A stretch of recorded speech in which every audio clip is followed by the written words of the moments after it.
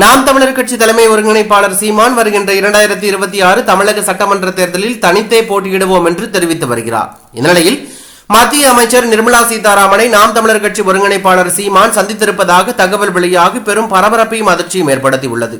இந்த தகவலில் சென்னையில் உள்ள நட்சத்திர ஹோட்டலில் நிர்மலா சீதாராமன் மற்றும் சீமான் சந்திப்பு நடந்துள்ளது. திமுக எதிர்ப்பு வாக்குகளை ஒருங்கிணைக்க பாஜக தீவிரம் காட்டி வரும் நிலையில் இந்த சந்திப்பு நிகழ்ந்துள்ளது.